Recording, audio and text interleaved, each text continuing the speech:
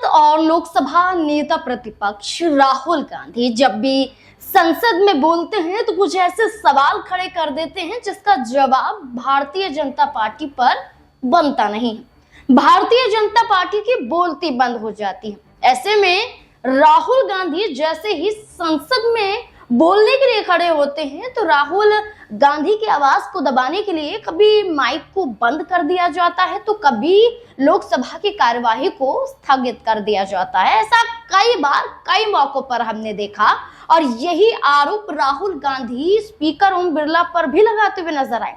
ओम बिरला पर आरोप लगाते हुए राहुल गांधी ने कहा कि उनकी आवाज को दबाने का काम किया जा रहा है, लेकिन क्या आवाज को दबाने का काम सिर्फ संसद में ही हो रहा है या संसद के बाहर कानूनी प्रक्रिया के तहत उनकी आवाज को पूरी तरह से दबाने की कोशिश की जा रही है।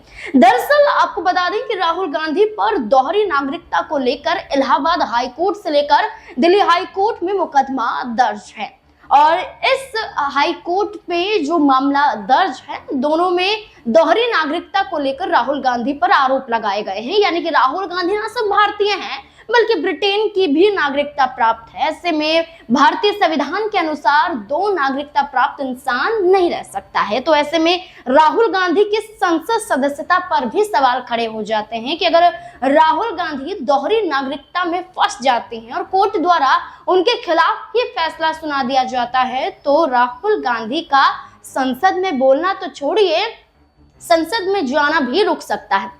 इससे पहले भी मोदी सर ने मामले में राहुल गांधी के खिलाफ संसद सदस्यता रद्द करने के लिए उन पर मानहानि का केस दर्ज किया गया था। गुजरात हाई कोर्ट के जरिए 2 साल की सजा भी सुनाई गई थी जब संसद सदस्यता राहुल गांधी की रद्द भी हो गई थी, लेकिन अब राहुल गांधी ने उस वक्त सुप्रीम कोर्ट का रुख किया और राहुल गांधी की संसद सदस्यता बच गई। लेकिन अब दोहरी नागरिकता को लेकर बड़ा सवाल है कि इलाहाबाद हाई कोर्ट से लेकर दिल्ली हाई कोर्ट में क्या फैसला आएगा, क्योंकि अप्रैल के महीने में ही सुनवाई होनी है। देखना होगा राहुल गांधी को लेकर क्या फैसला निकलकर सामने आता है।